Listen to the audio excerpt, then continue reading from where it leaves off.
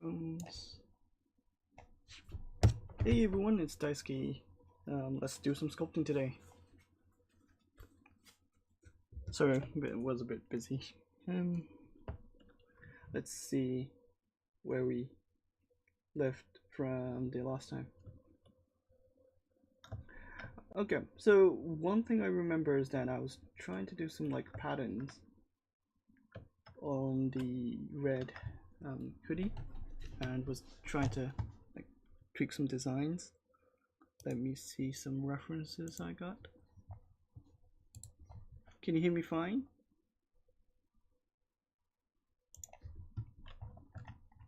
Okay. Yeah, so the design plan is this.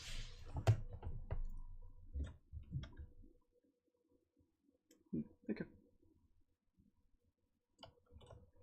So I was trying to do some like designs around gothic punk, and this is just currently it's just a casual like dress. So I'm gonna tweak some designs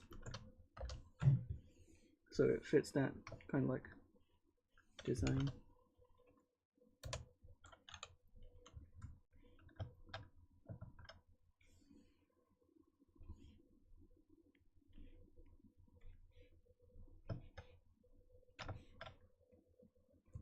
Oh, by the way, currently I'm using the latest version of 0.3, and this slide says otherwise, so let me just tweak this.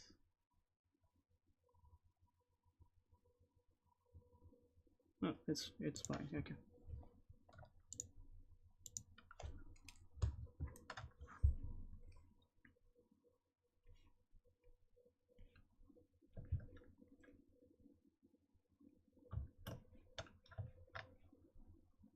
Usually when I do the dress or the cloth,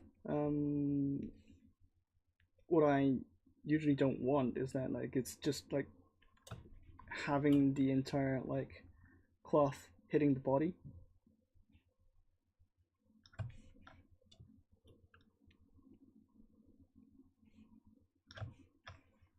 So I need to make sure it doesn't really look just like a extract from the body itself. Like it needs to look like a cloth, actually.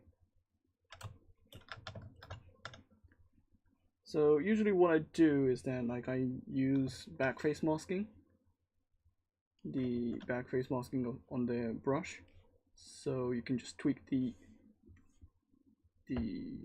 thickness or just one side of the cloth. And then what you want to do is that like you need to like sculpt some like folds onto it. But right now what I'm doing is that like I need to like do the basic design first, and then I want to do those kind of like small things.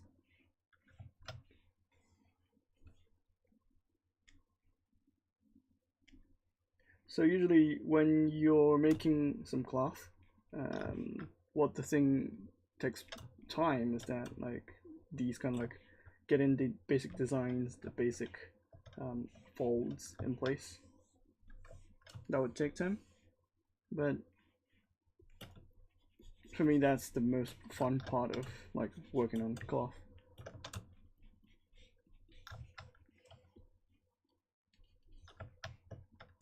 Hey, welcome.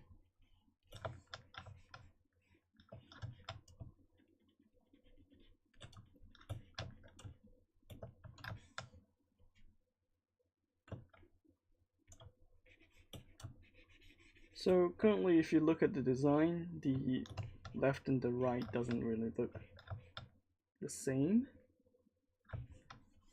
because this one is thicker than this one, so I'm gonna adjust this slightly.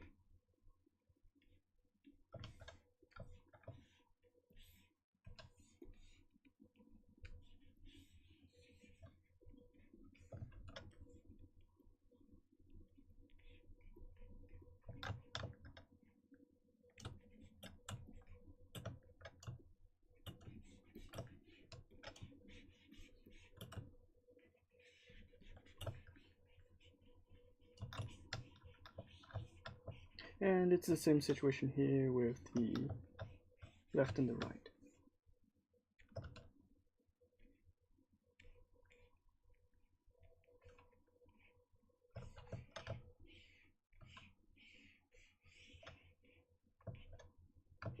It's easy to just like mask with lasso and then move these around, so you don't really accidentally tweak the other side.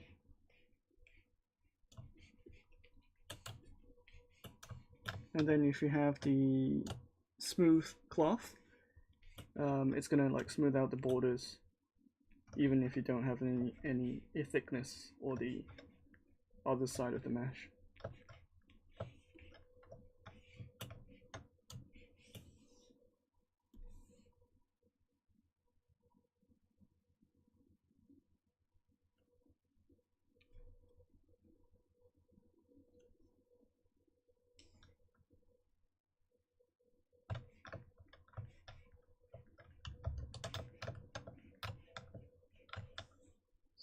So I'm gonna add some creasing so it doesn't like shrink the borders that much. And then I'm gonna tweak some things, like this doesn't look correct as a cloth. And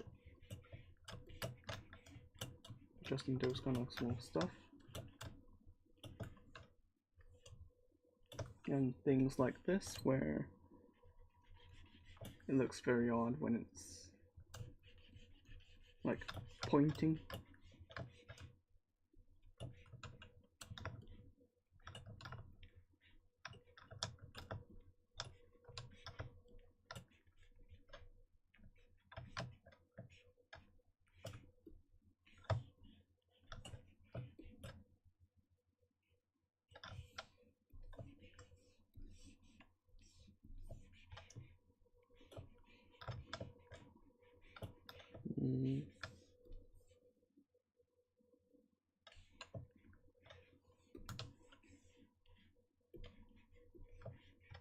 Like, I don't want this to go this way, so I'm just gonna add some zero measure guides so it goes straight. Yeah, looks okay.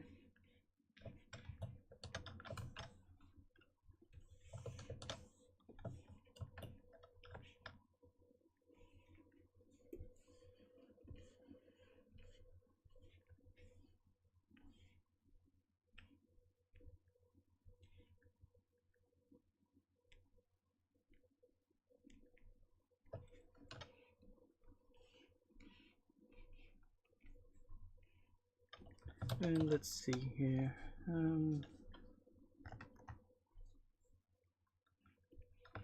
I want the design to look more like a gothic dress. So currently this doesn't look correct. And I need some more details. So I'm gonna add some zippers.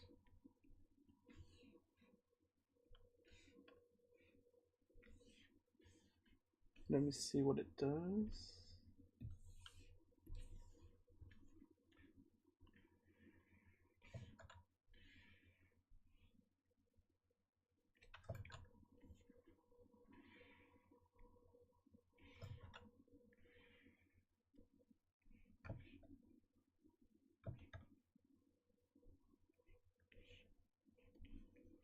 And let me just split this off.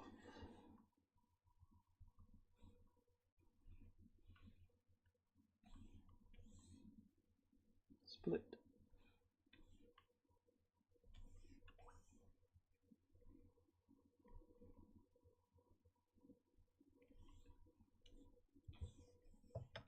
And here we go. I'm just gonna adjust this with some slight snake hook.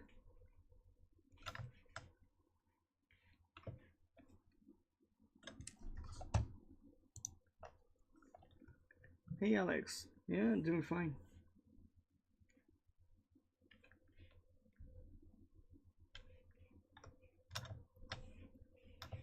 Well, basically, like due to the COVID situation in Japan, like I'm really staying at home right now, and it's been a while. Like I haven't like went outside, so I would like to do some walking, but like currently it's just a risk at this point.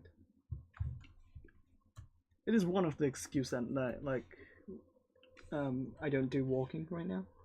It's cold as well.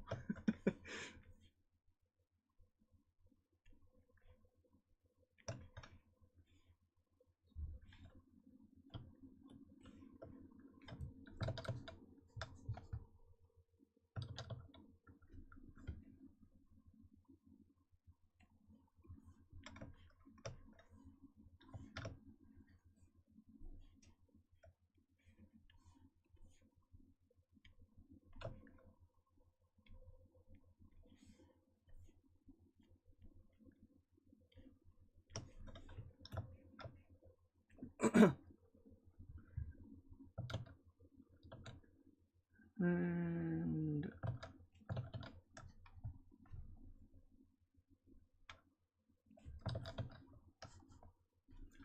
we need some vertical lines. Don't want colors right now. Oh, oh, not this one, this one. I just need some lines over here.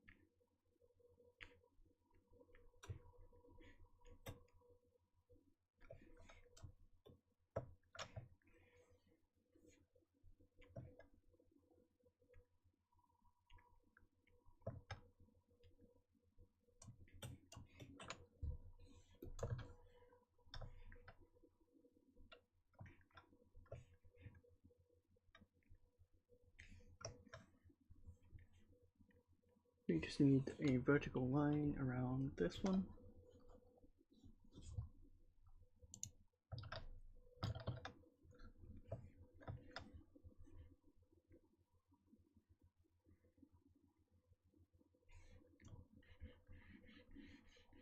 Oh, by the way, if you have any questions related to ZBrush, ZBrush Core, ZBrush Core Mini, just go ahead and post on the comment section.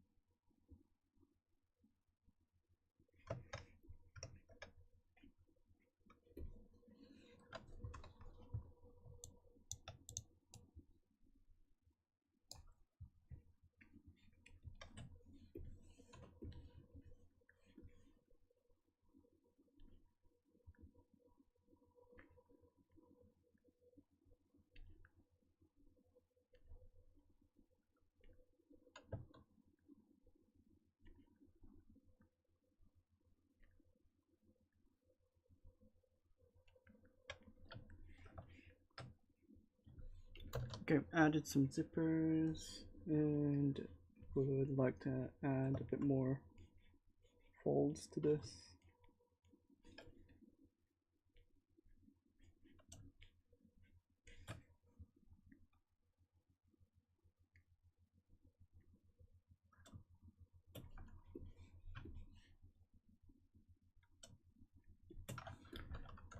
I think it's better to like tweak the standard brush usually to add a bit of fold to it.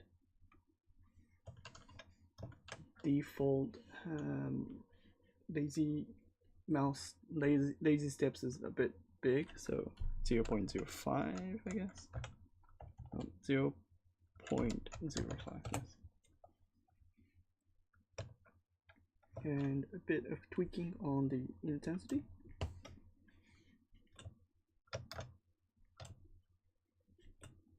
And you basically have a fold brush.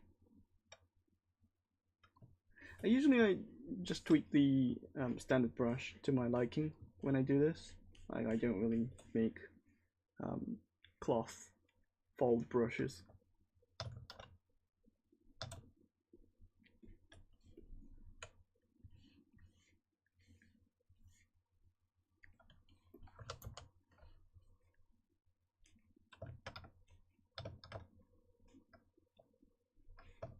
And since I'm looking for some kind of like texture with like leather kind of like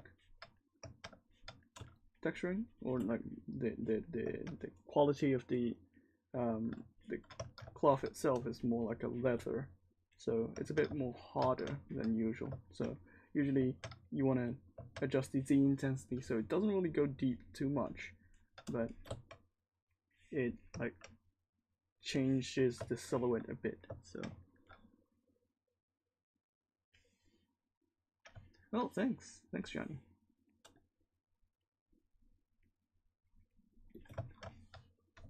Yeah, I'm trying my best.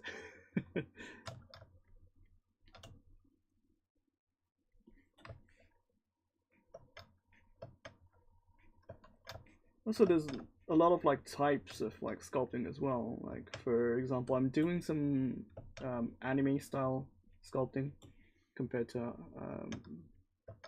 like more mechanical hard surface or like environmental models. You can see all sort of like types of sculpting during the ZBrush live streams. So if you like certain stuff, then go ahead and check those like specific artists like that you might like.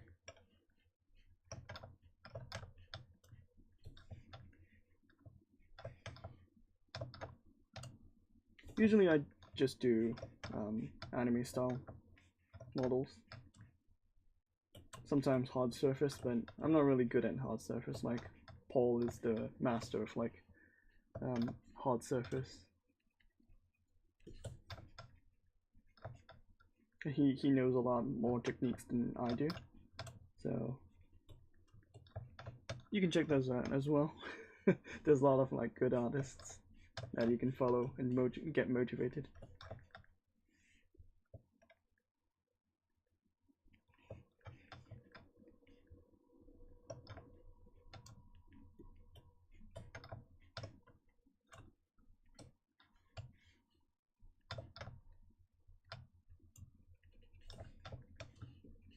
Usually when you're working with like leather or harder materials, the folds are like a bit more smaller than the softer materials. I tend to like exaggerate a bit too much, but like it works on stylized and figurines because like usually stylized models or figurines tend to have a less like catch on the shadows because everything is smooth around that like character or model. So usually it's better to have something strong around it. But like if you're making some photorealistic characters and if the character has leather, you need to take a lot of like time like sculpting the minuscule or like the small details. on the surface.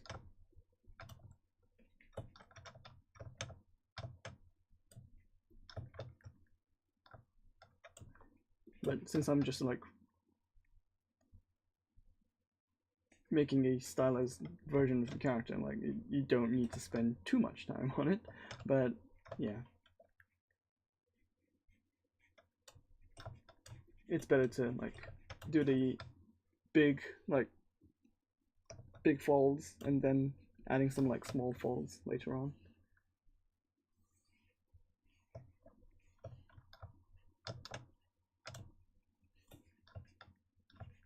So usually what I mean by big folds is that like if you have a body movement and the fold is like getting affected by that body movement, usually those folds are big compared to like the structural folds that you have.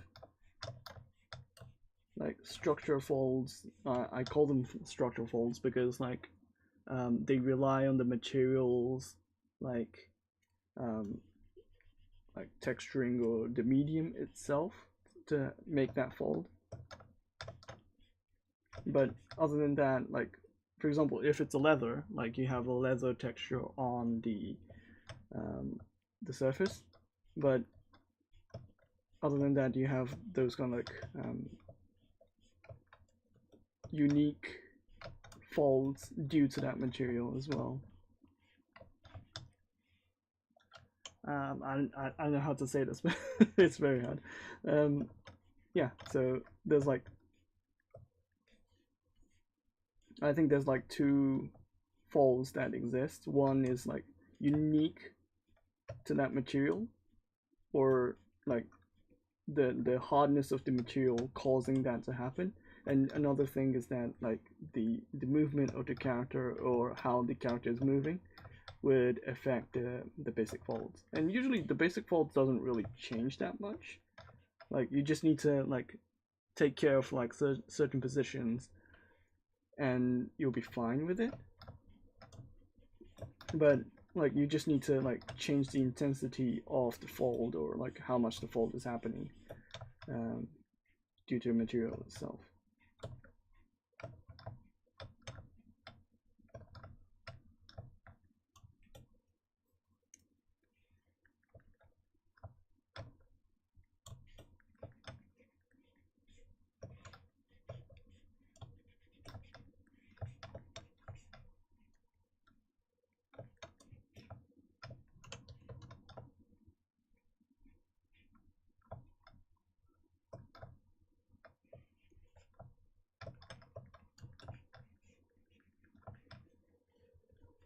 For example, like these positions, because you have a like strong directional change between the two, usually you have a stronger fold on these areas.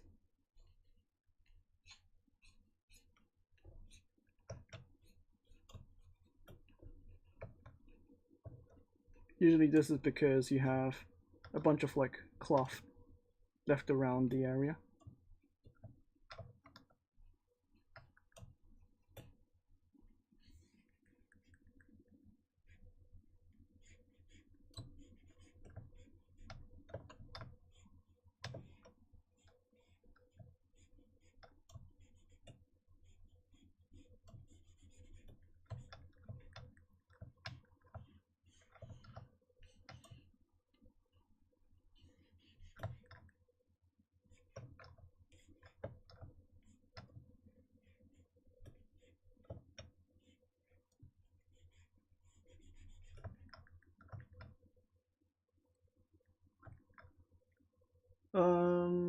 For the Z upgrade question, you don't need to like deactivate the license.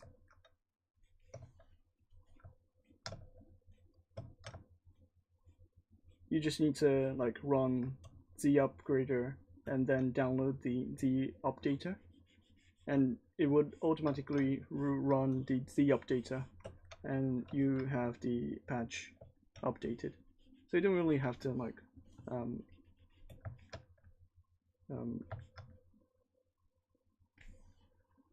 reset the activation state of ZBrush.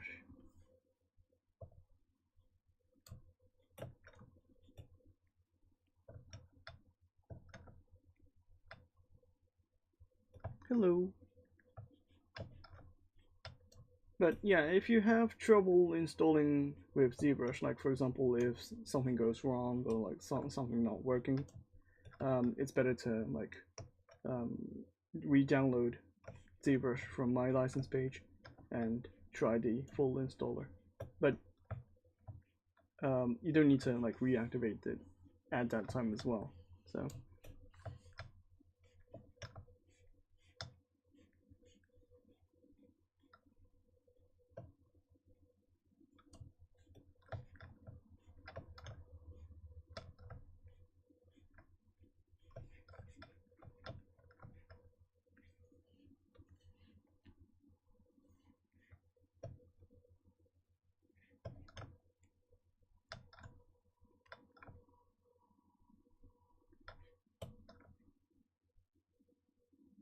In the past, it was recommended to like deactivate it, but nowadays you don't really need to do that.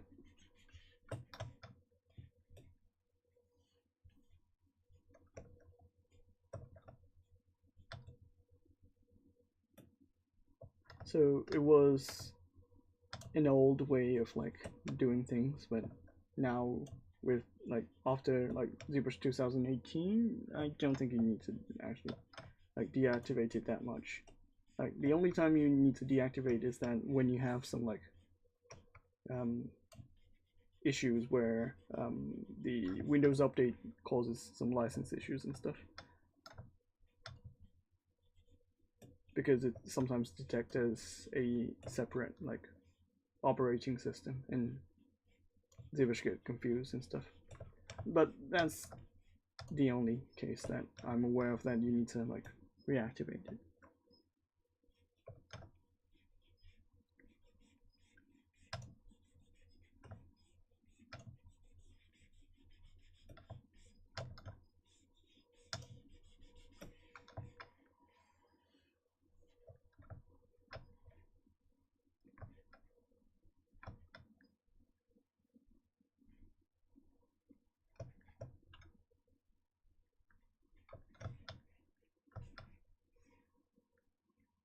Hmm.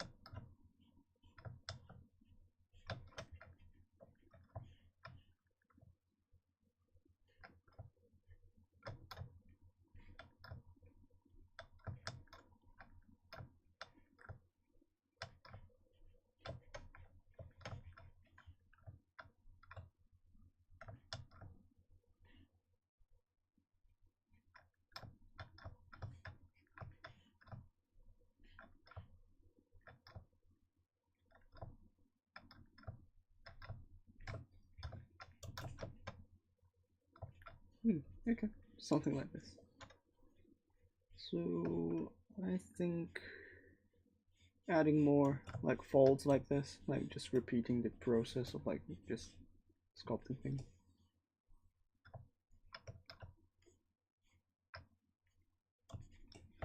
I don't know why, but like sculpting cloth for me is like very like calming.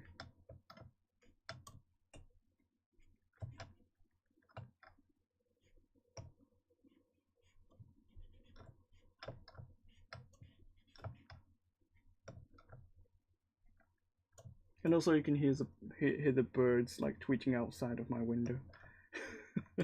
Currently it's in the morning, like 8 a.m. in Japan, so you can hear the birds tweeting.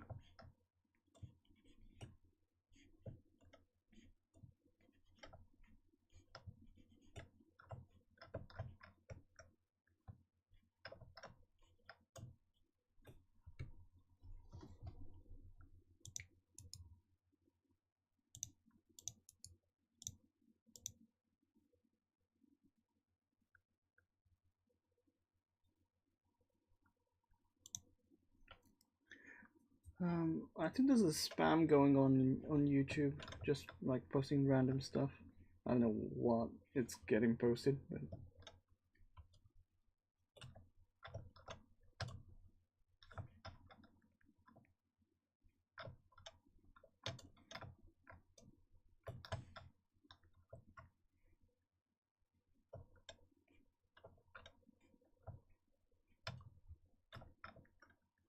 it's usually just some like random, like where it's like VP something something or VUM something something.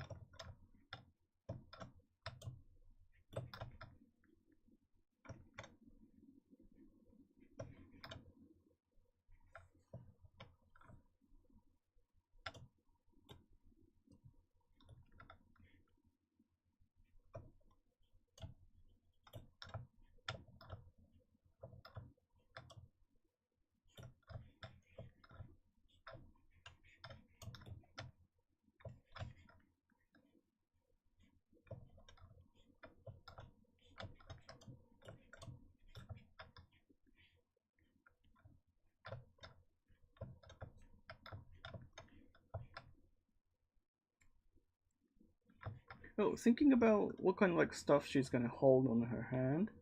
I was thinking some kind of geometrical object that she can hold, and it could be a good good way to like show you guys the new feature inside Bevel Pro. So with the update of ZBrush 2020 0.3, there's a update on Bevel Pro, and you can add chamfer to it. With chamfer you can do some like round corners.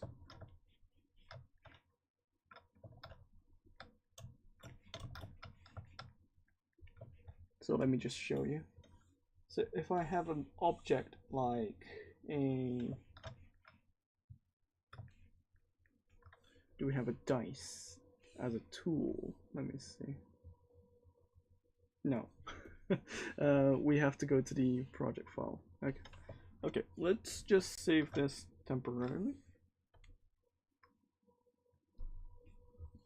and go to project and go to dice primitives. This is a good example of me, like because it has multiple sides, and it's usually just handy for me to like do some examples. So if I go to this, and then if I do the copy, and then if I go back to the quick save, so much quick saves, and let's see,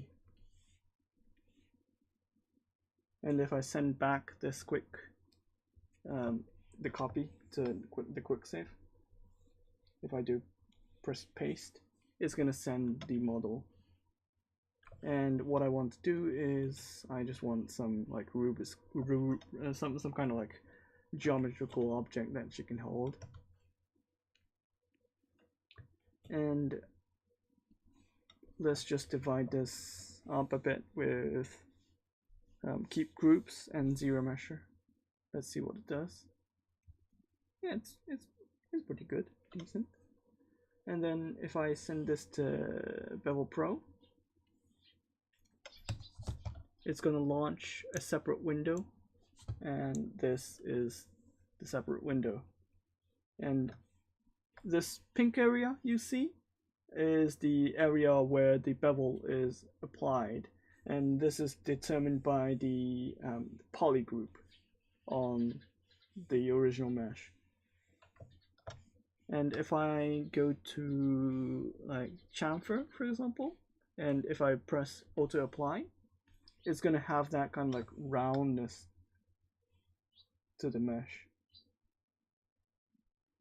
And if I tweak the bevel amount, you can see that the bevel itself is getting bigger. And like if I change the bevel smoothness, and like for example if I change the mesh resolution, for example, to 5, it's very round. And like if I change this to 1, it's like basically just a sharp angle like this. And you have like 2 segments, like 1, 2, and getting the roundness happening. So if I up this to like 3, it's a bit rounder compared to like 1 or 2, but you can see it's like getting more rounded. And if I send this back,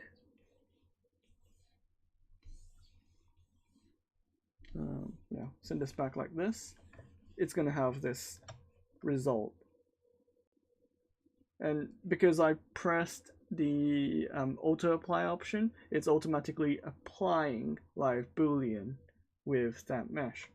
And like for example, if I go back to the original state and launch Bevel Pro, and if I don't press the auto apply button here, it's gonna send you back the mesh that you can use for live booleans, and it is looking like this kind of like shape.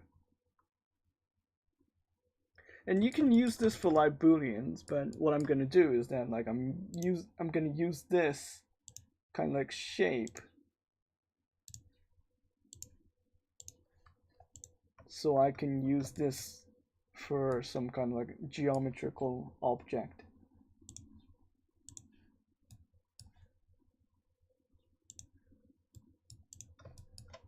So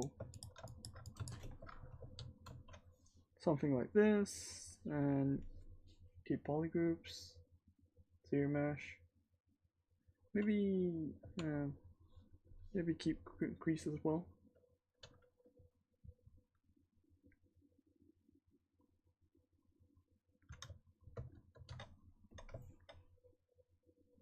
Yeah, this looks interesting as a shape. And I'm gonna tweak the angle a bit.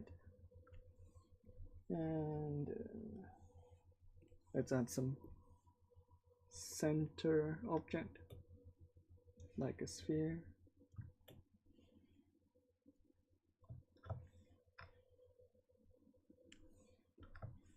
And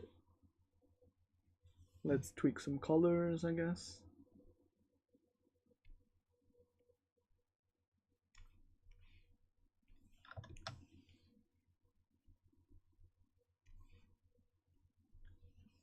Hi, B. So I got some shape like this very, very quickly. So yeah, Bevel Pro is pretty handy. You can use it for like kind of like unique designs. Like you can use it for, of course, the bevel effects, or you can make something like this, geometrical, like interesting shapes, very quickly as well.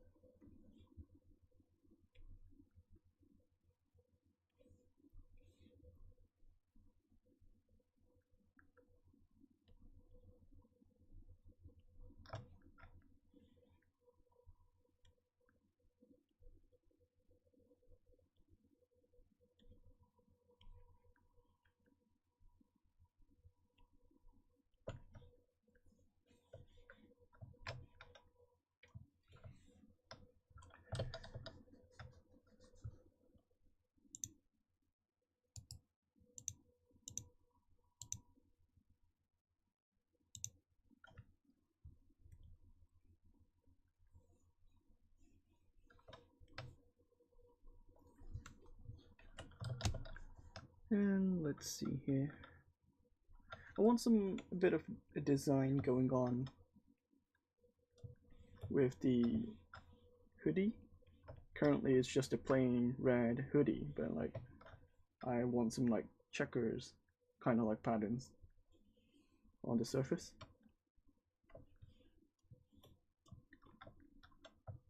And with the UV master I'm gonna use, I'm just gonna check the situation on the mesh, and I'm just gonna run Z plugins, UV master, press polygroup, and then unwrap it. And the result I got is something like this. Oh, currently it's having dynamic subdivisions on, so it was causing that. And yeah, it's basically a hoodie opened up. And if you go to the texturing,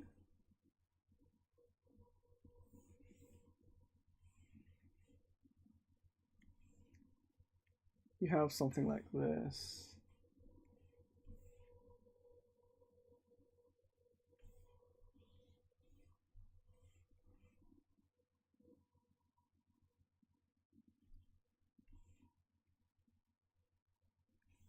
You can make some designs using these kind of textures, but like if you have a custom textures, that's gonna like be better, of course.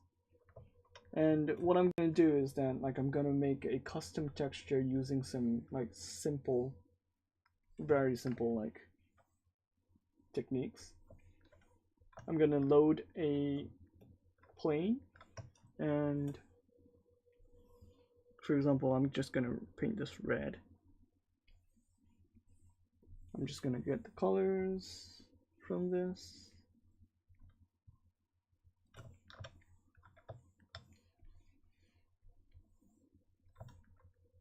I'm just gonna get this red, and I'm gonna go back to the plane 3D, divide it a couple of times without the smoothness, and just paint this red.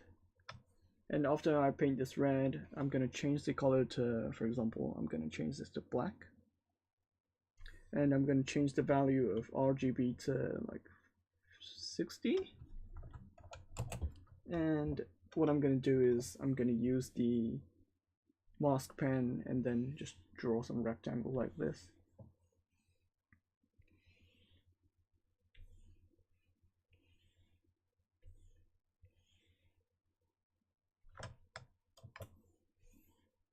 And then I'm gonna flip the masking, and I'm just gonna press the fill object. Usually fill object is in the color palette, and then if you go to the color palette, you have the fill object here. So you can press that to like paint the entire model with that specific color. For me, it's handy to like just have it on the left side here. You can move around the menus as you want. And after I've put some black, I can just pick some like white colors, and then do the same thing.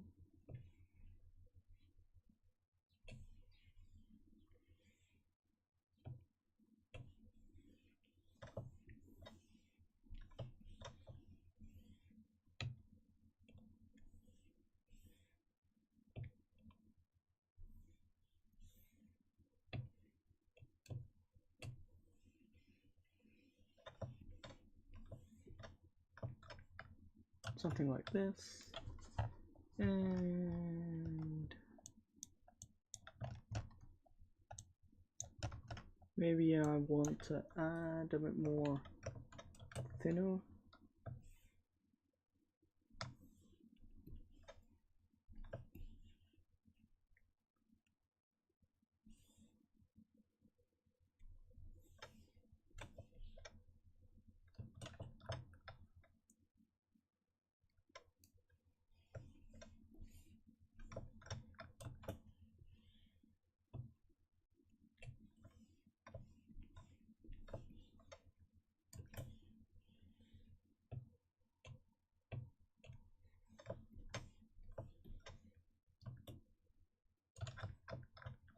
yeah, something like this. And if I go to the canvas and change the document size to like turn off the proportion 24 1024 resize,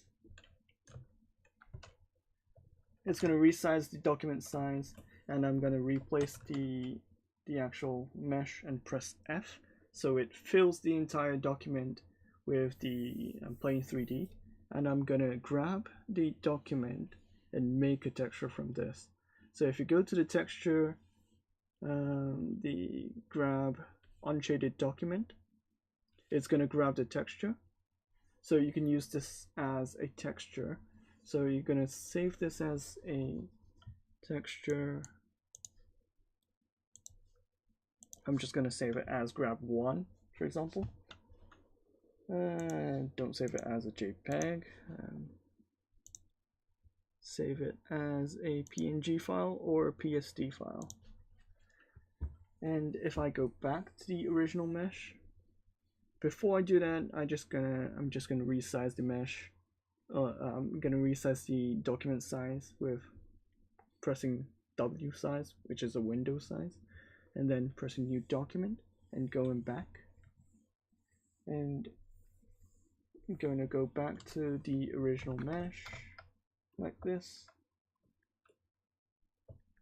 And if I go to the UV map, no, the texture map, and then apply the texture I exported on the model, and then if I press dynamic with thickness, it's going to have that kind of like checker pattern very easily applied to the mesh. So the issue with this is that, like, you can see there's a seam on the UV. You can adjust the seam by like tweaking the polygroups. So it's not gonna like separate the UVs from here, and you could try to like separate the polygroup on like from the shoulder or something like this.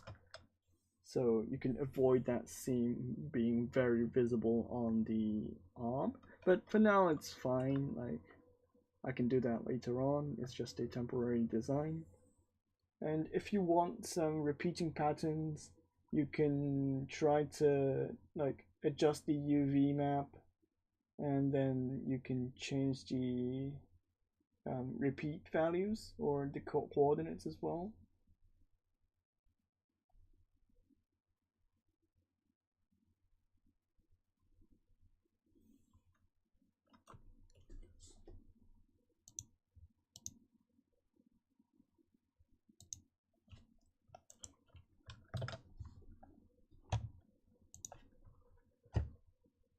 So yeah, something like this. And I wanted to add some fluffiness on the one side of the ear. So I'm gonna do the boop selection.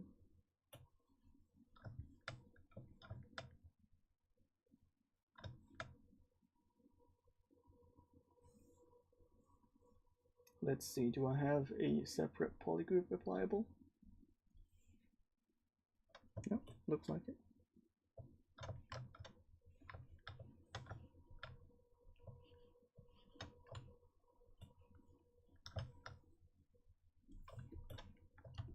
And I'm just gonna apply some kind of like texturing on the outside of the mesh. So currently this one side, I want this to be a bit more fluffy than the inside.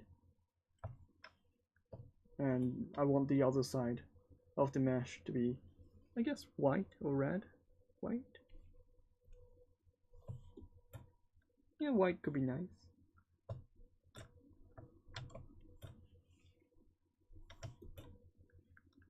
Something like this, and I just want the other side of the mesh to be a bit more fluffy.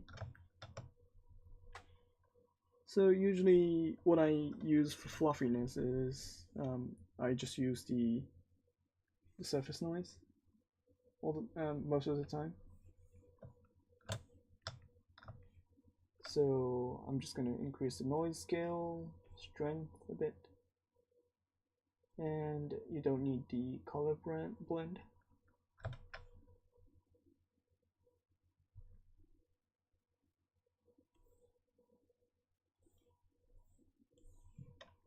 And it's going to generate something like this.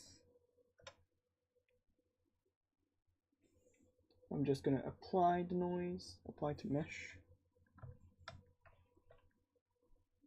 So this one side is a bit more, let me apply some masking or the divide.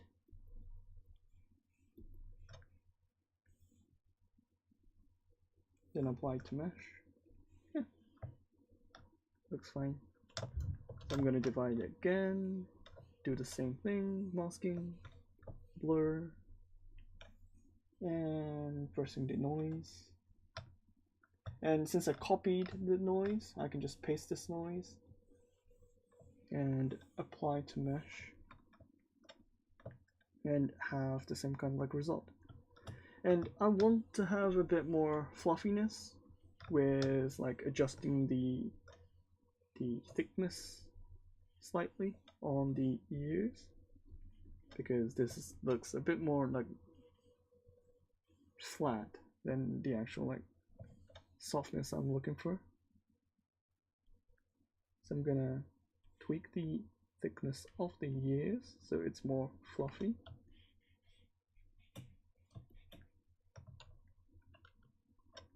I think I just need to like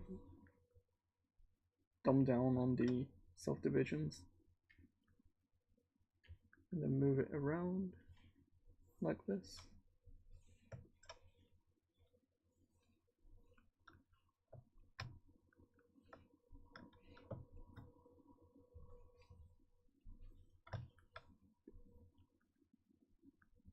Oh, thank you.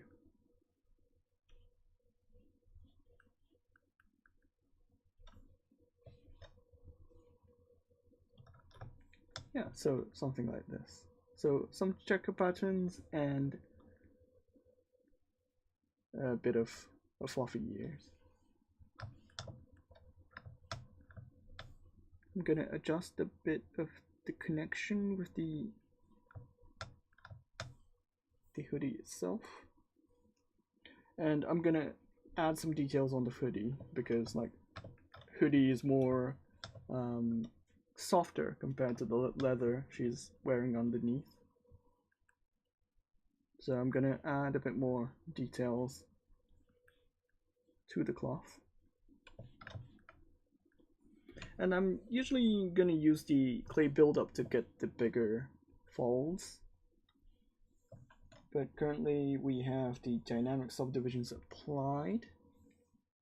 We just need to tweak this a bit, inflate, and get some thickness afterwards.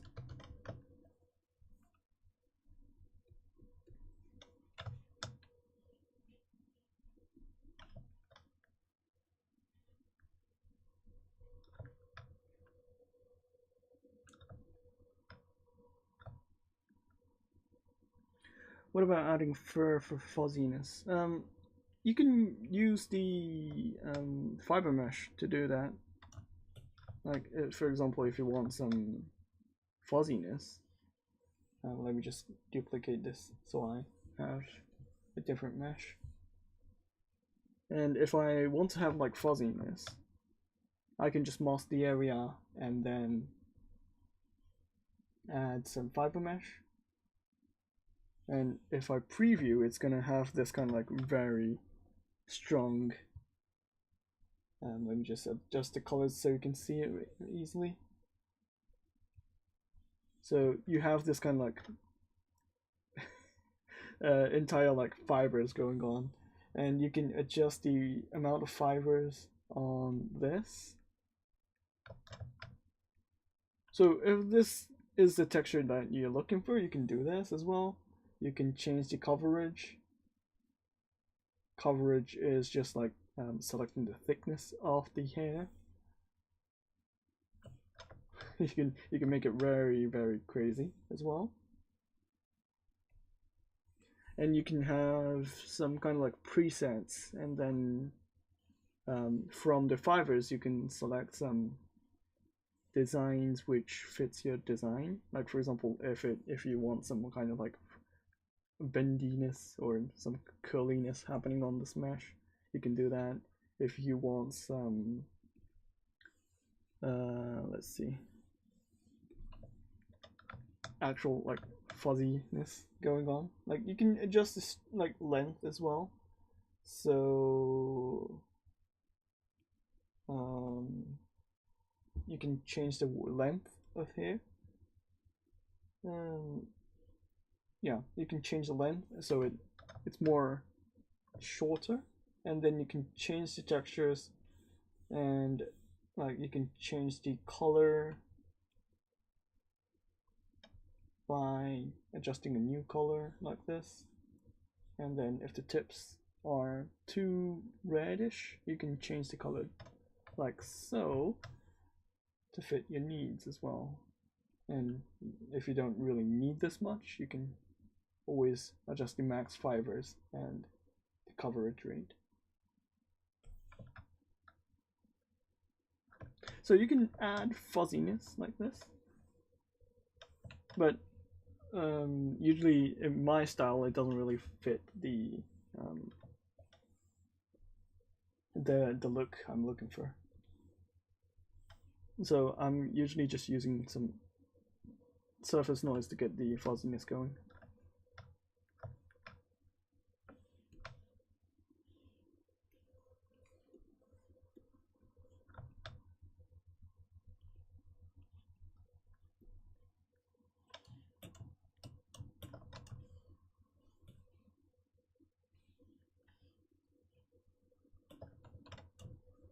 Also, if you applied some fuzziness, and then if you don't want to like remove the fuzziness, but you want to like remove the bumps or some kind of like uneasiness on the like the shape itself, you can lower down the subdivision levels and then smooth it out. And then if you want to like change the shape you want, you can do that. And then after that, you can go back to the higher subdivisions and then get the details back as well. This is the benefit of like using the multi-resolution mesh editing in ZBrush.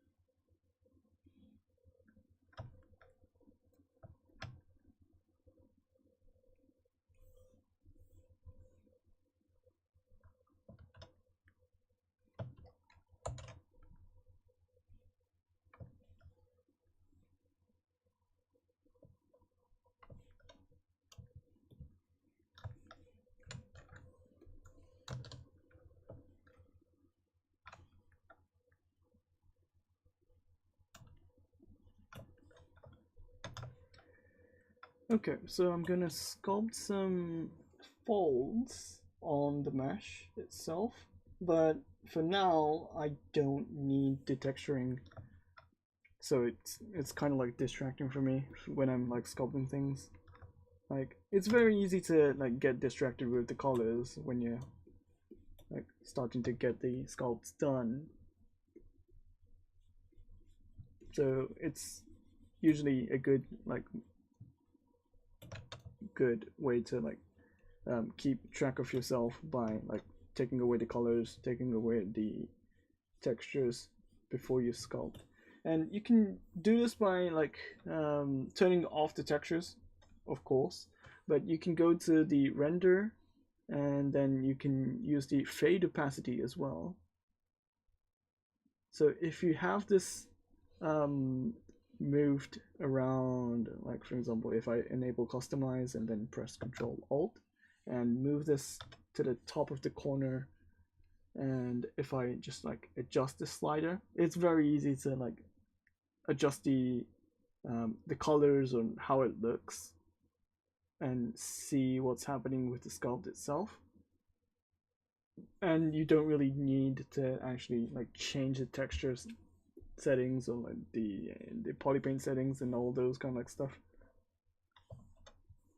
And you can do it just once. So, and if you want some kind of like textures, but you are all like also want some like the sculpt visible, you can do that as well. So you can load this from the render fade opacity setting.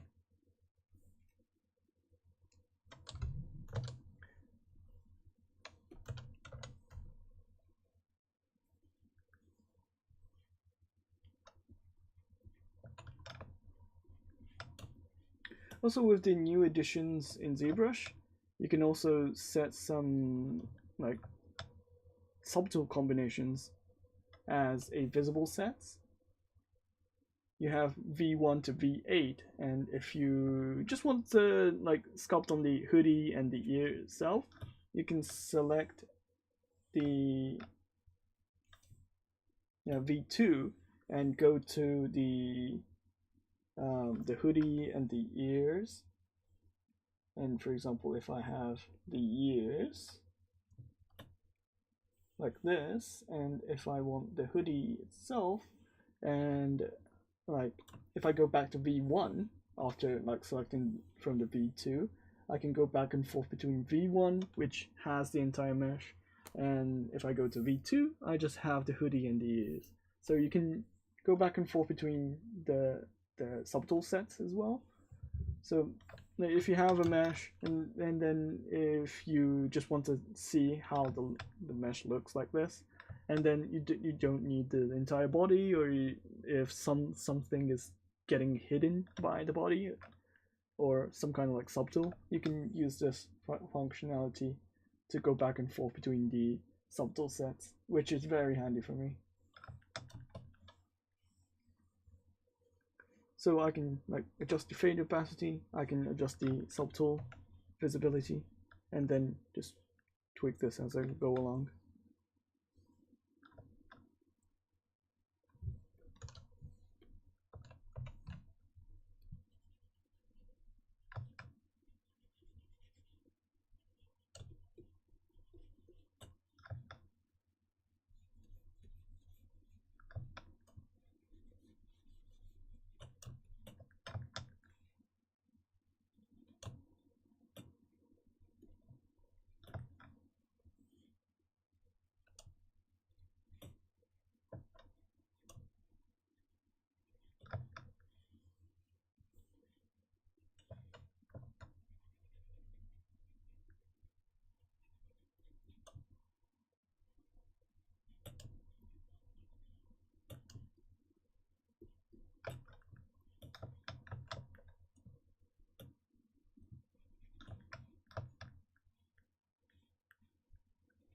Usually when I'm sculpting cloth, the higher priority is these kind of like defining big folds that are like obviously there, and then I just like fill the middle parts with like sculpting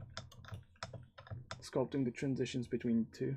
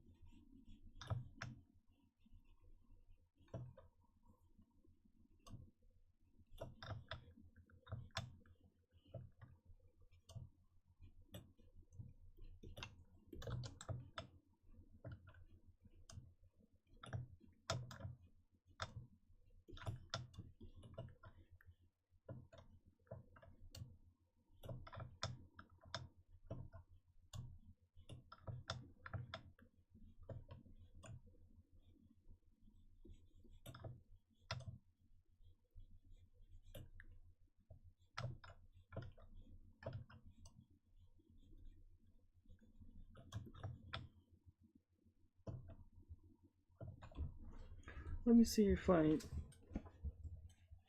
have some kind of like folds on the back. No. Okay, so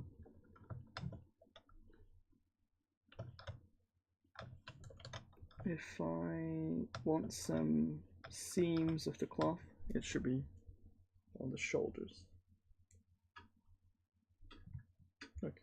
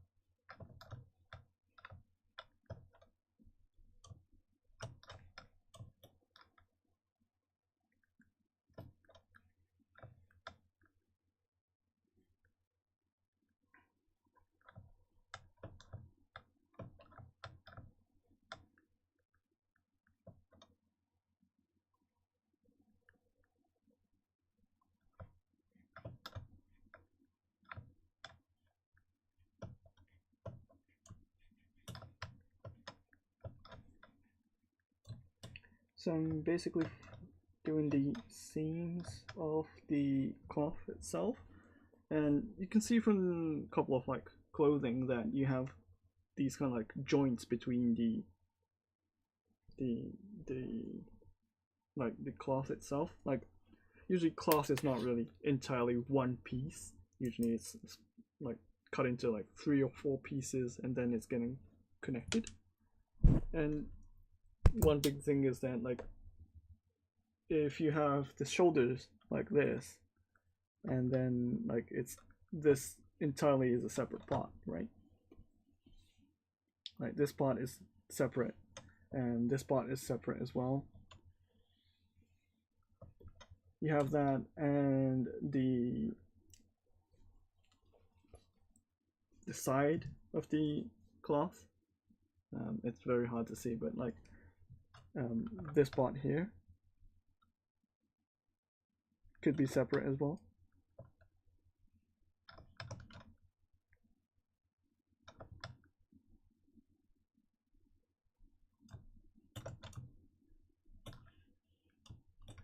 So if you take a look at your your clothing, you have some kind of like hints on where the cloth is connected, where they have a separate part. You have those kind of like stitches on the surface, so you can take a look at that and then use that as an indicator to like put some like folds onto it. And if you have these kind of like seams, usually the fold doesn't go over it, and unless it's very strong, it stops right here, and then you can use that as an indication of like where the folds are going, where the strength of the cloth is like spread out.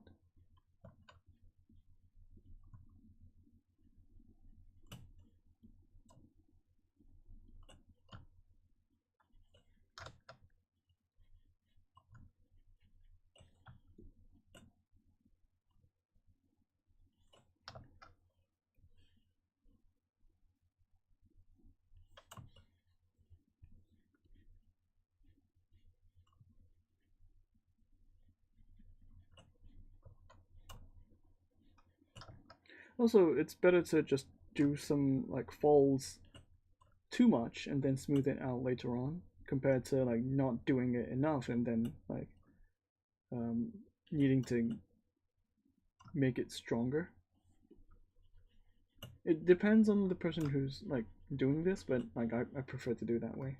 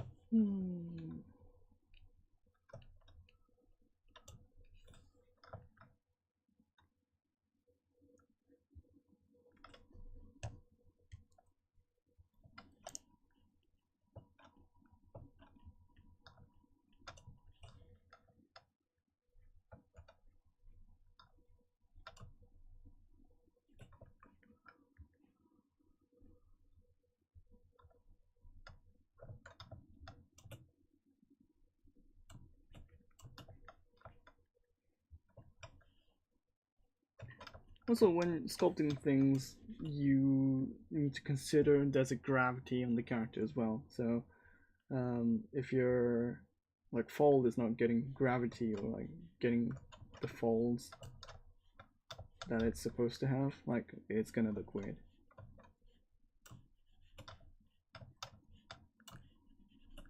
And like I sometimes do this, but like you need to consider the gravity is not always like going down. Like for example,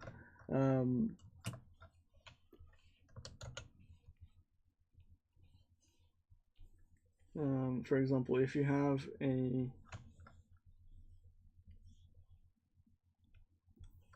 direction like this, and then if you have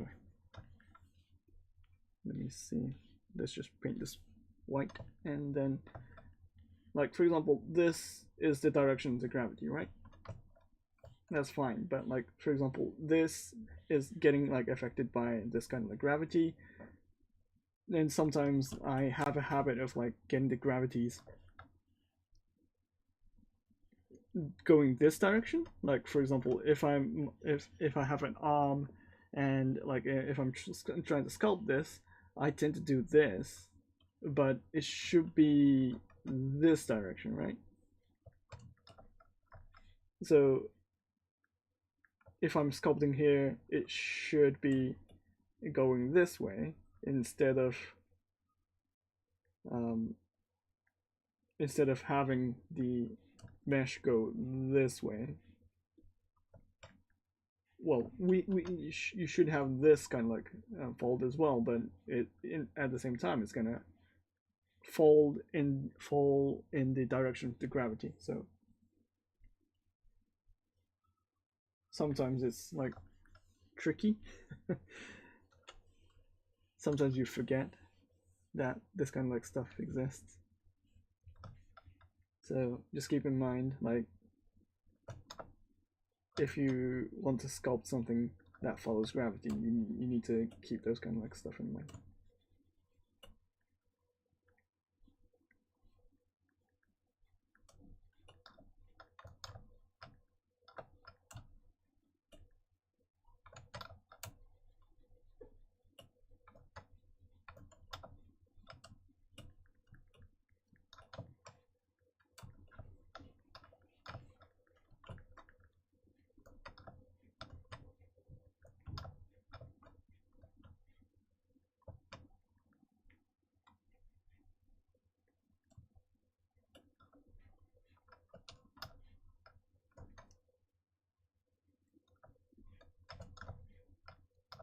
I know some guys like prefer to just like post random Japanese um, like quotes from their favorite animes, but like it doesn't really make any sense.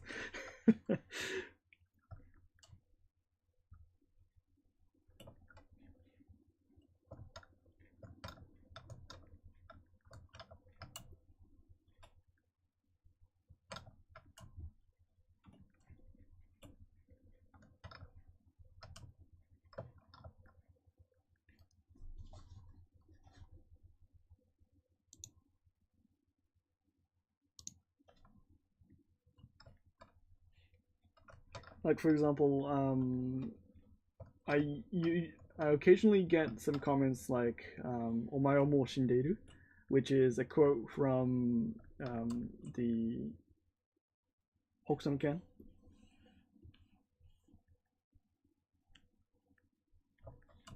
But that basically means in Japanese you're already dead. So it like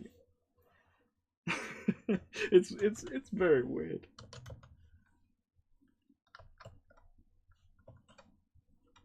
You don't go up to a random person and say you're already dead, right? It's it's weird.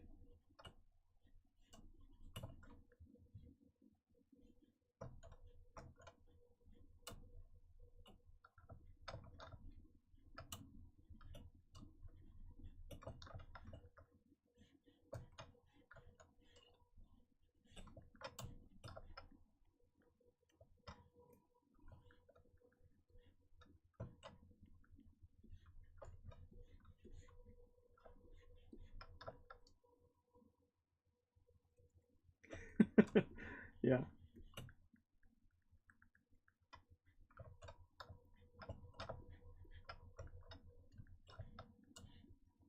Is it an icebreaker though? Is it? I think they will just stare back at you like with a weird face and.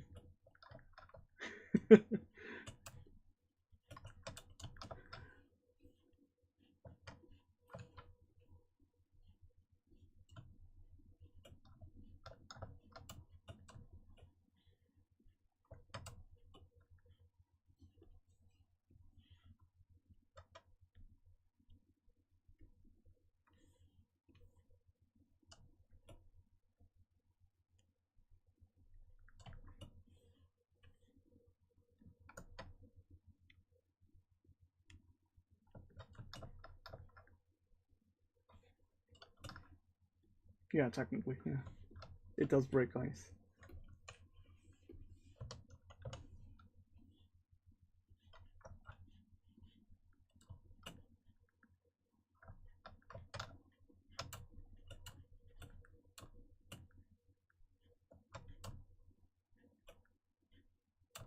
Well, talking about explosions, like I was watching I think it was Nile Red channel, and they have a podcast where they talk about like safety, or well, safety third was the podcast name.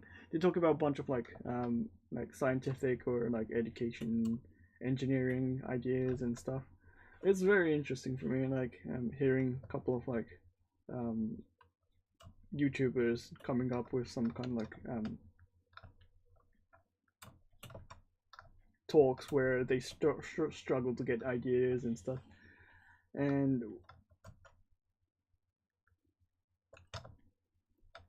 and the podcast itself is called like Safety Third, and like they actually start the podcast. Like one of the episodes they had was they start the podcast without knowing who to like talk to, and they called up a doctor, and the doctor starts like talking about safety and stuff, and health issues, or like scientific like changes on the bodies itself, and like that was kind of like interesting.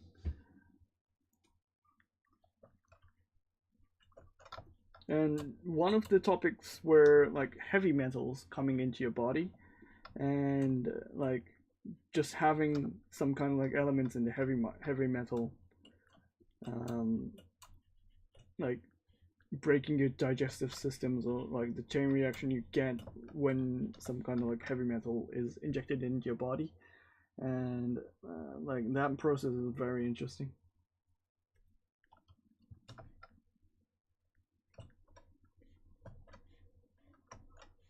Like they talked about how fragile is the body's like the composition is, and how the chain reaction is happening on the body.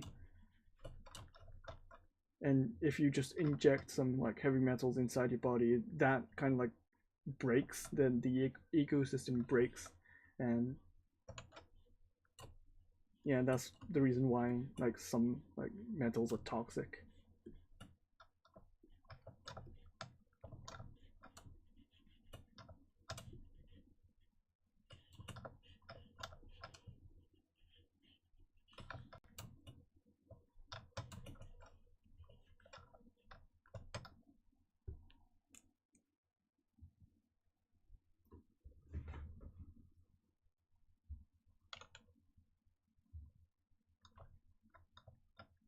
Yeah.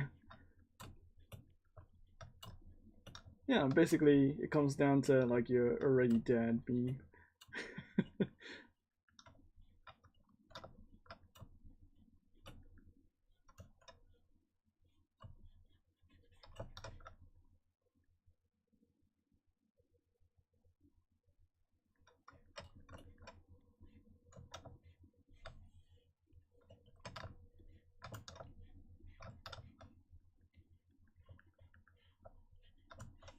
Also, one episode talked about how people reacted to the radioactivity of the X-rays. So one of the guys, I think it was William Osman, is a YouTuber who made a self like well X-ray machine basically, and he made a like DIY version of like a medical like X-ray using that kind of equipment, and he did it in his like shed, or the what do you call those, the garage. And there was like a lot of like comments coming in from like experts who are who basically didn't really know what kind of like safety precautions he was taking, and like what kind of like radioactivity was happening in that kind of like um, the garage. And like in the podcast, like he was talking about like how people actually like reacted, and like what kind of like actual radiation was happening onto his body. And he took a Geiger counter, for example, and placed it on the garage, and he didn't really have any like huge spikes on the Geiger counter. But if he was like he brought the Geiger counter onto a plane, and he flew it in the plane, the Geiger counter was going off, like compared to like the like average like radiation you get from like just living or like walking, or even X-rays.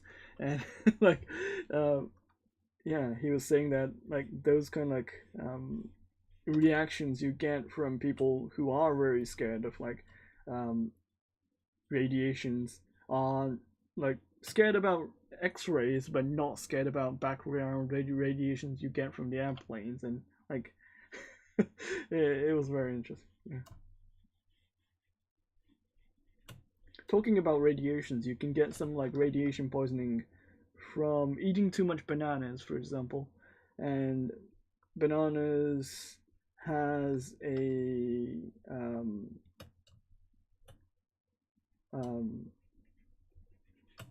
I think it was potassium that kind of like emits like radiation as well. So, um, like if you take too much bananas, well, it's like it's it's basically impossible to get that amount of like bananas, but like yeah. So those kind of like stuff exist, and it was very interesting.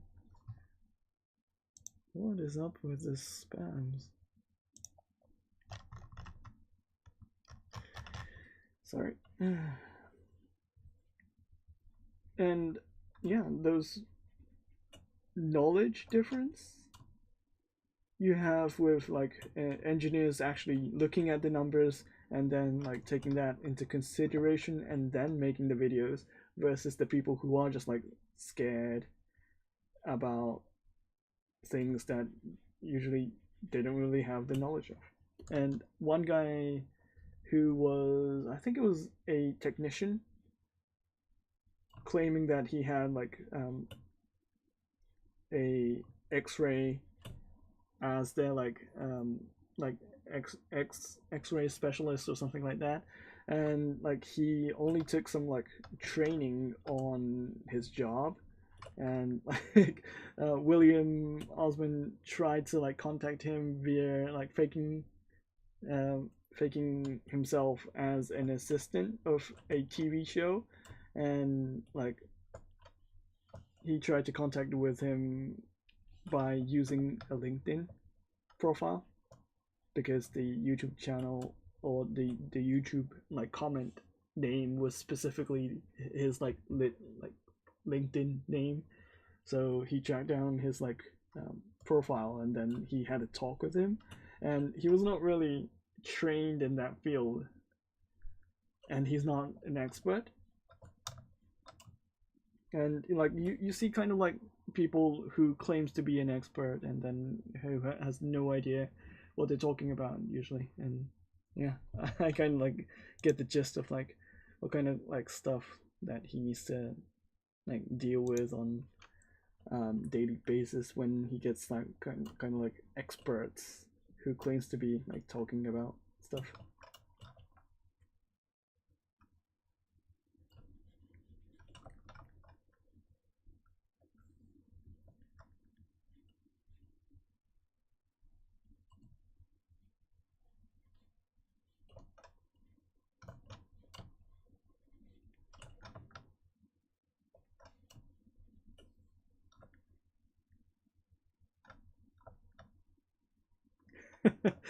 Practical things like black holes. Yeah.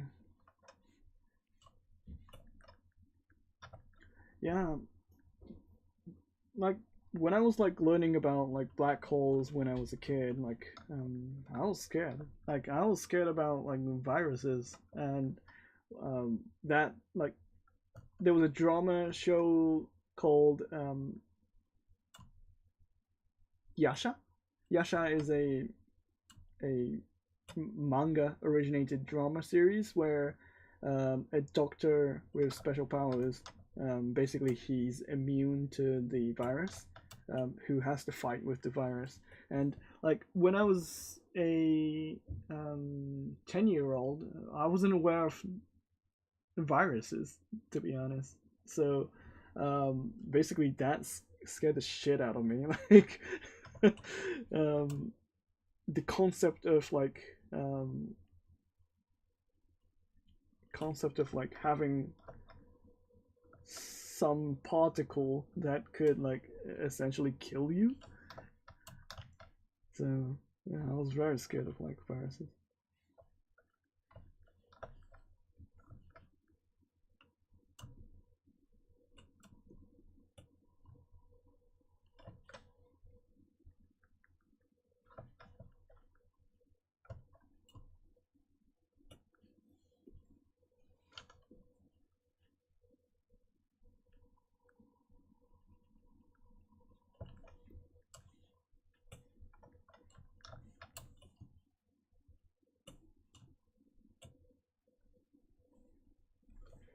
and like that drama had some specific music from, I think it was an American band called Sting, and Sting had a music called Desert Rose, and because of that drama being so really like traumatizing for me, like I can't really hear that music. Like it's a good music, but it makes me a bit scared.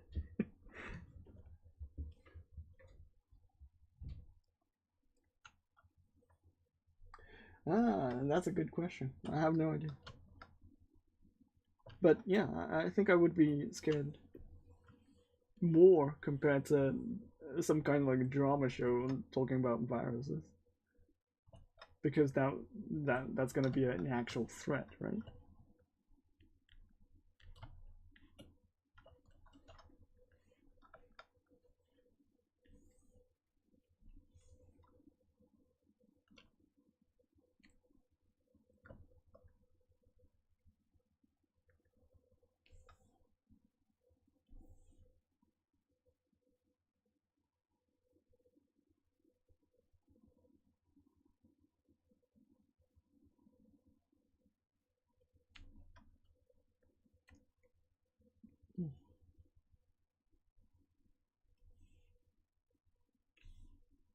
Oh, I don't need any subdivision levels on this mesh.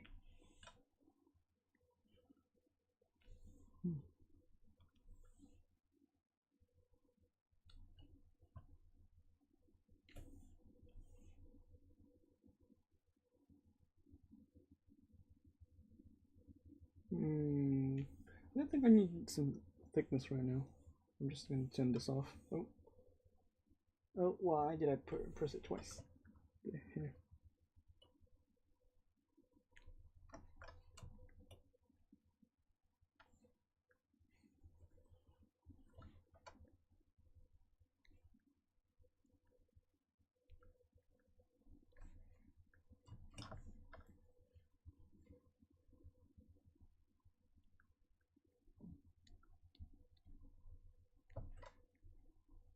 Honestly, after that drama show, I was like very like interested in viruses. Like, I took a while to actually study things.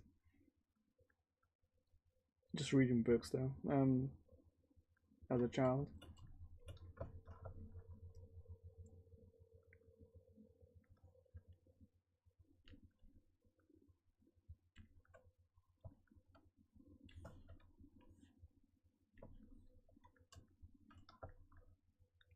What model of graphic tablets do you have? I'm using a Cintiq. I think it was 24 HD Pro. I know the not the HD. It's the Pro. It's the 4K version of the 24-inch.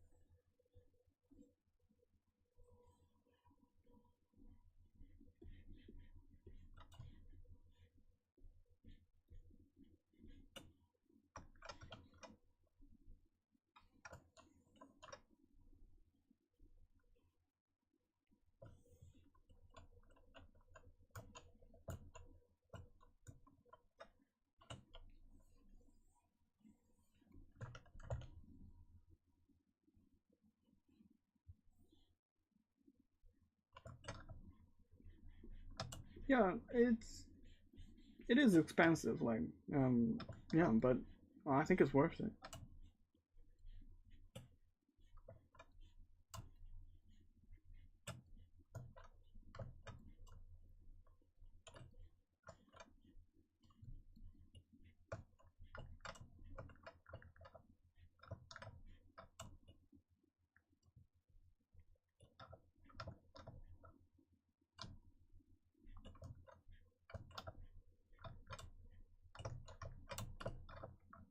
Honestly, my philosophy is that good things comes with a good price tag, so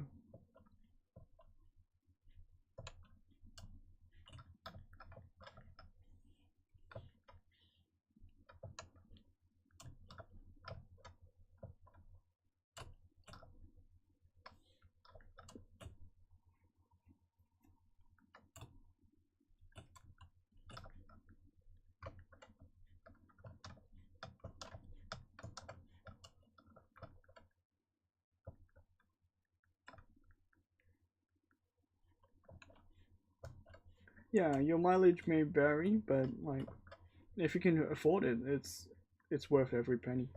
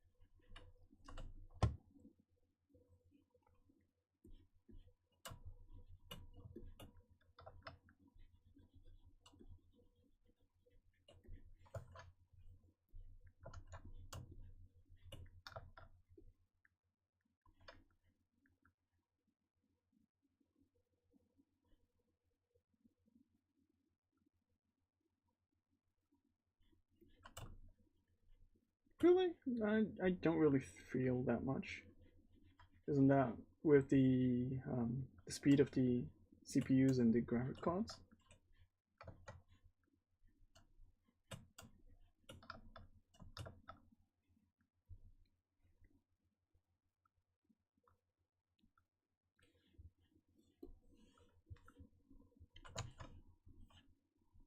Yeah, I don't think it's the pen tablet itself, to be honest.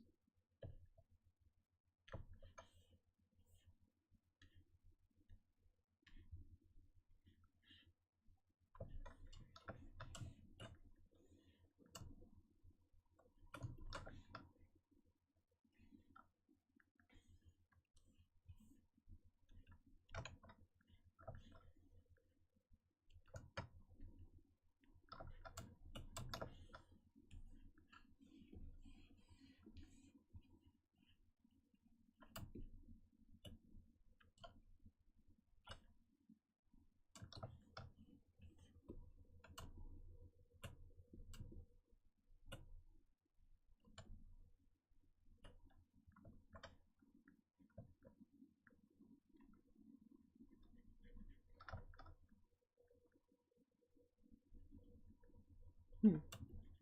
Well, I haven't noticed any issues.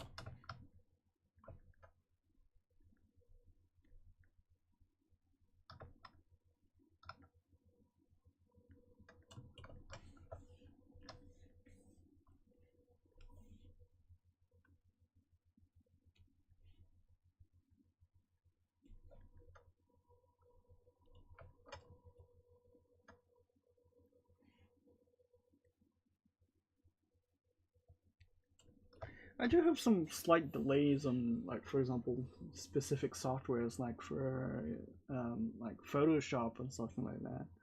But on ZBrush, it's not detectable, to be honest.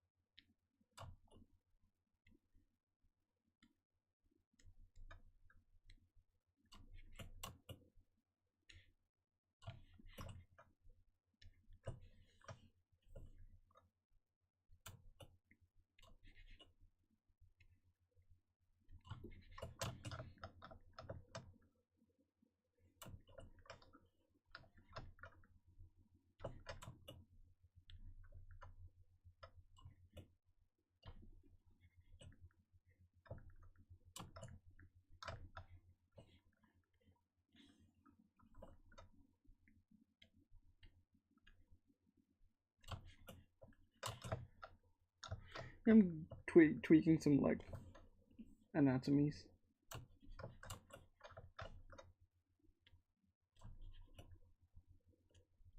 I did make the model a bit more muscular because it's coming from the other mesh I did for the Japanese stream I'm doing. And since that character has a bit more like equipment, she has more like heavy armors and stuff, like she's more muscular than her.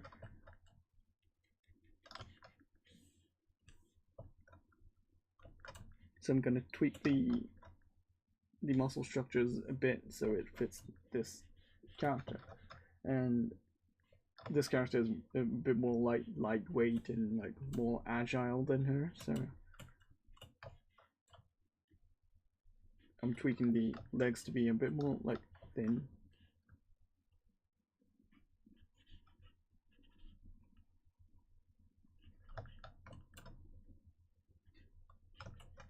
Buff.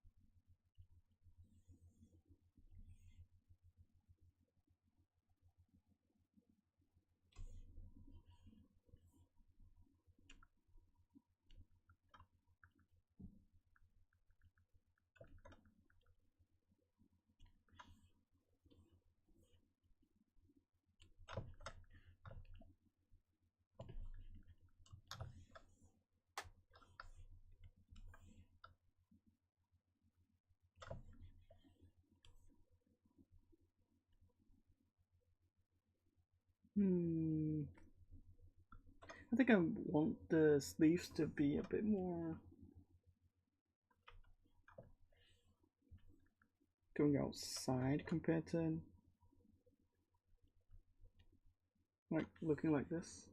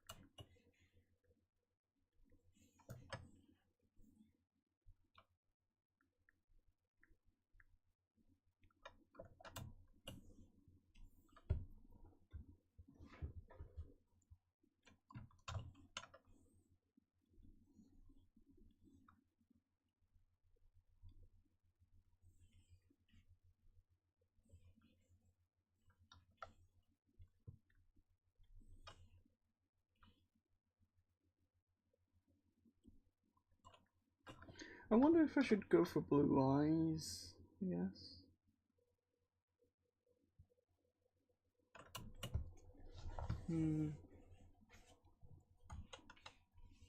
Let me try it first.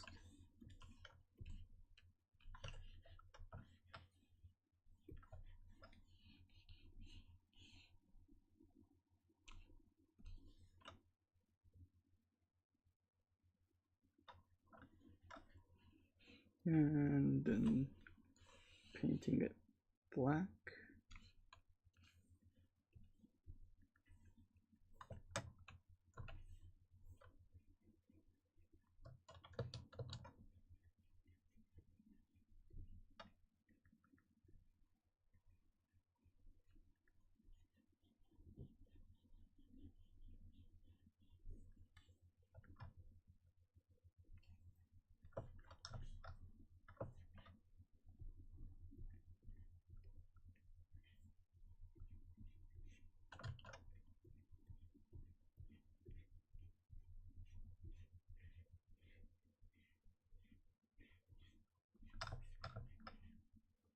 something like this.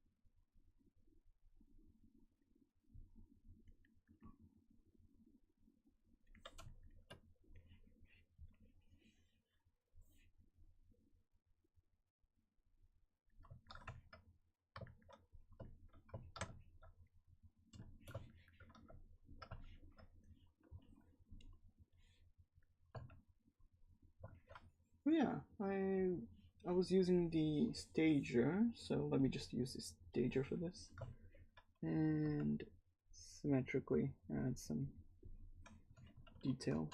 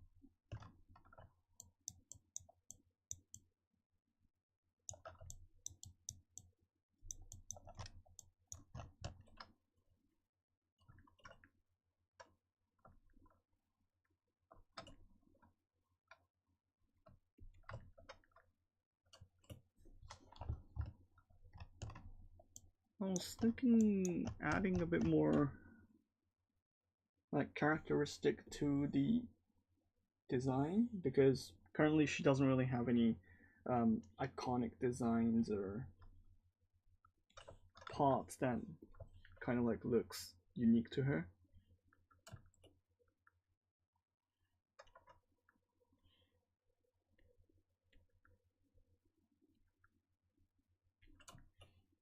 Usually these kind of like designs, especially in Japanese like characters design, it comes down to hairs and like hair parts, or like putting some like accessories on the hairs.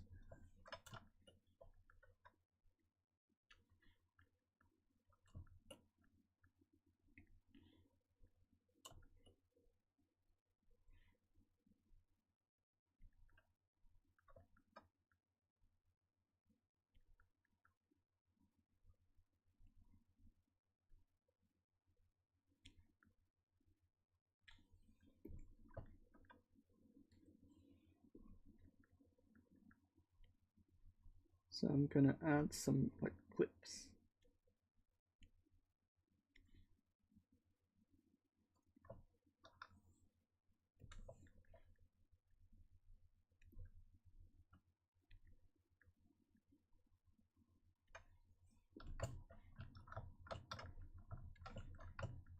And adding some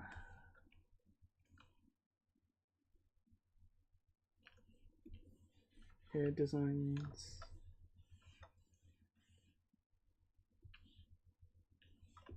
I think I'm just gonna use the curved tubes because it's very like simple to use. Curved tubes and changing the picker to depth closest.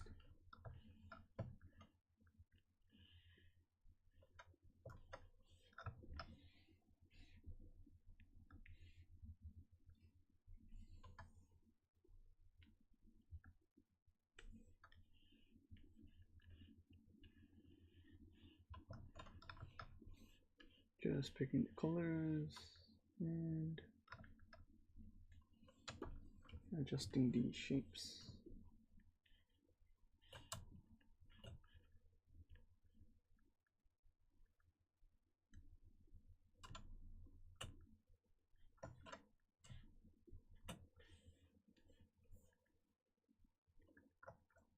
Hi, welcome.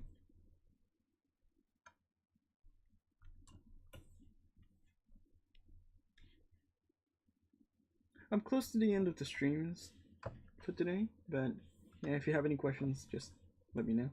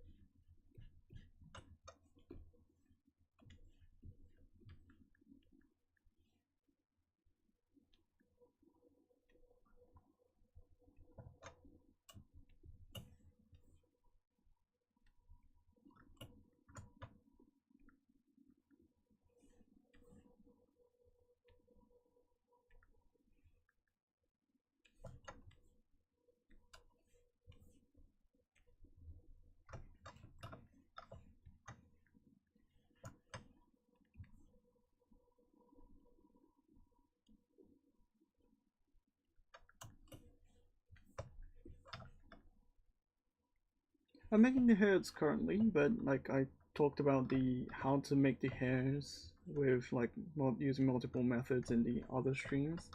So if you want to check that out, you can check that stream where I did the I think it was like 3 or 4 methods of just making hairs and like showing custom like methods of like using IMM curves to actually make some custom style hairs.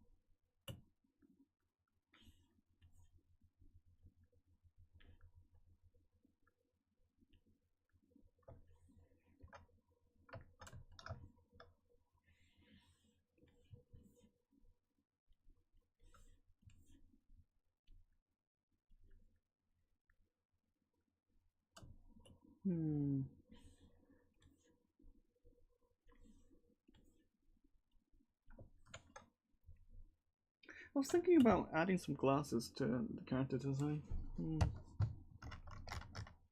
Not sure how that would look.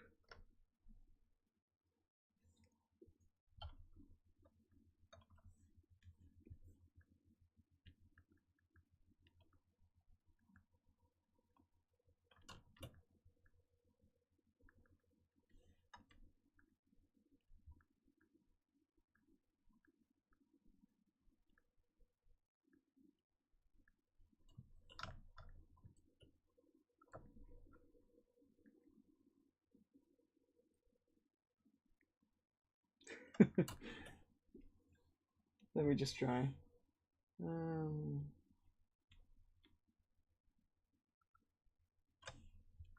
I'm just gonna load some plain 3D and divide it up and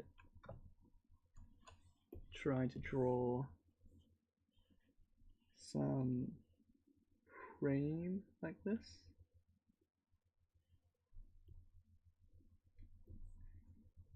And then just split it, delete hidden, and adjust the shape.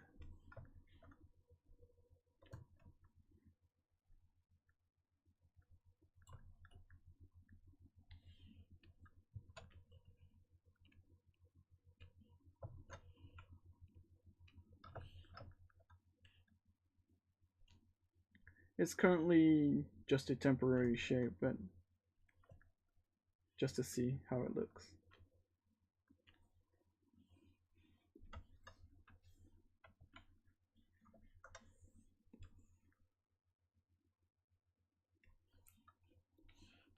Yeah, could be interesting.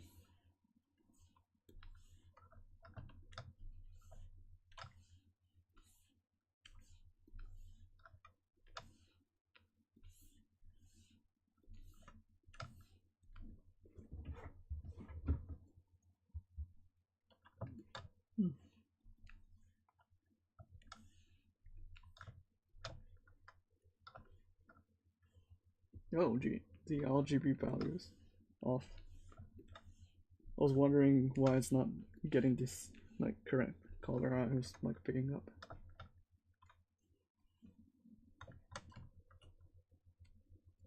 Let me see if I go back to the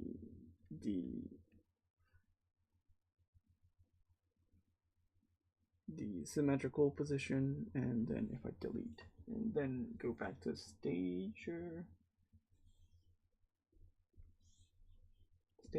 home position, and then moving to a new position like this, target stage, go back, and then if I apply this as a symmetrical ZBrush, not too dense, not too low, I think 1K should be fine. And let me see if I can just adjust the shape of the bridge a bit.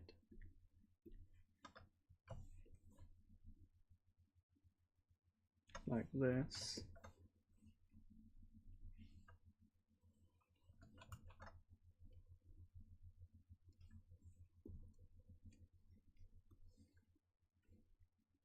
And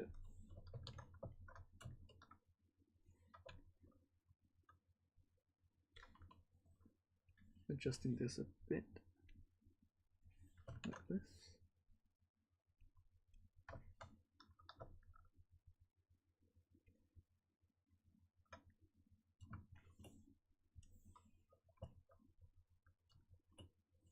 Oh, forgot to move this backwards. Okay, so let me just go back a couple of steps, set this as a home stage, and moving back the position like this, like this, like this.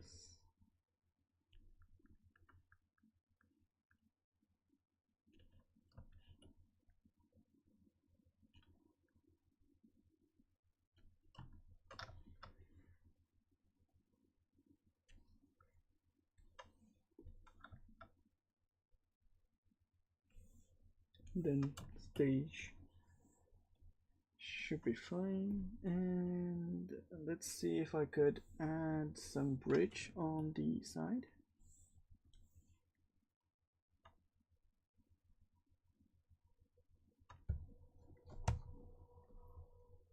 Yeah, stager is a good feature. And should I add a cylinder or cube? Not really sure.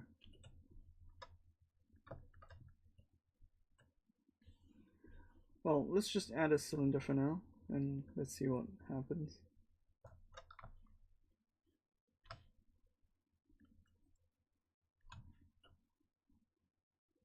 Yeah, I think like having a cube is better.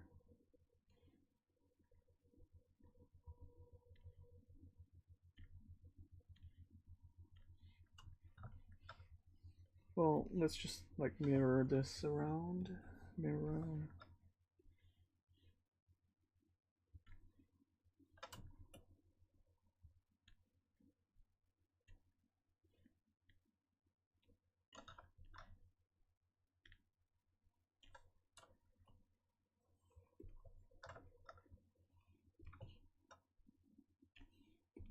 So yeah, something like this. But currently the glasses doesn't really align with the ears. So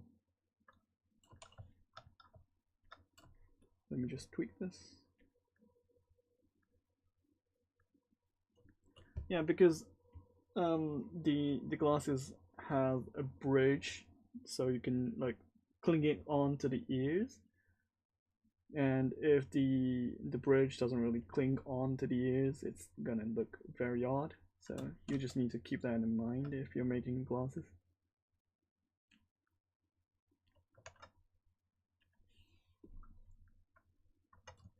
Currently it's just a temporary shape, but like, yeah, you get the idea.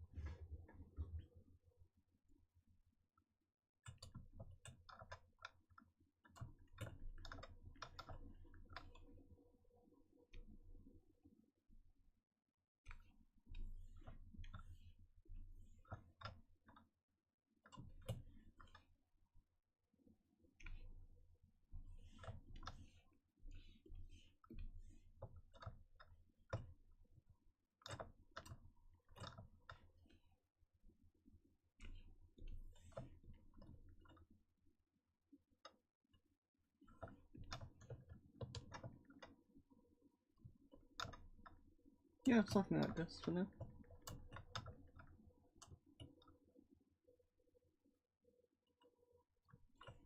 And I just noticed there's a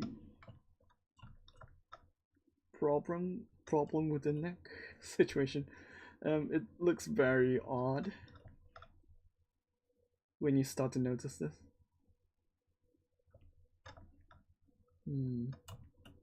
I think I need to fix this later on, but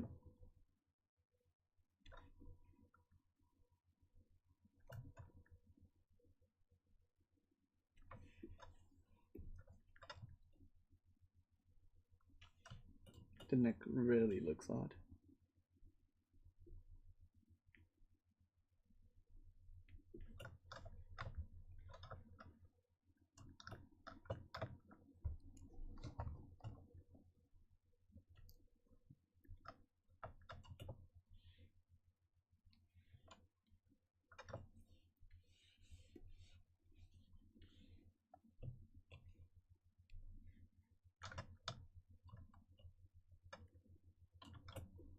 Also, currently I want the socks to be temporarily colored so I can think about the designs, but this is not a permanent thing for now.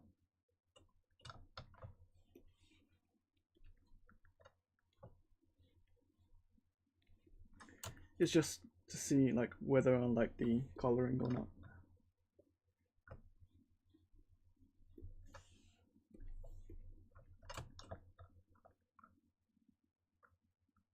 Red could be a color as well. I think stripes is a good one as well.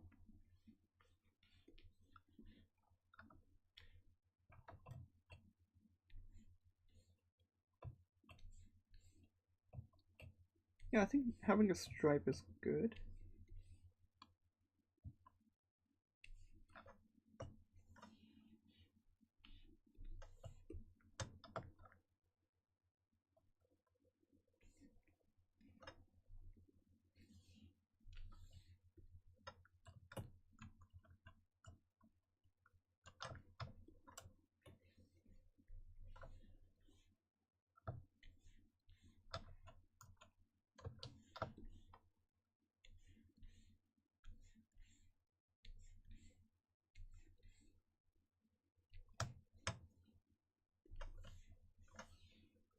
Maybe a bit of a gray.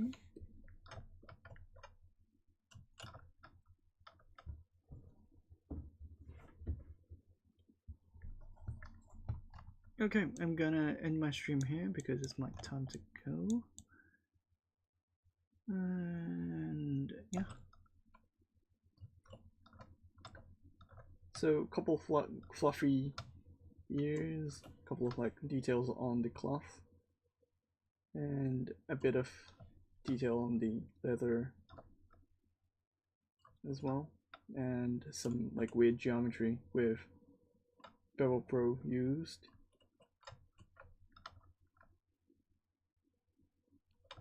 And yeah, basically that's it for today.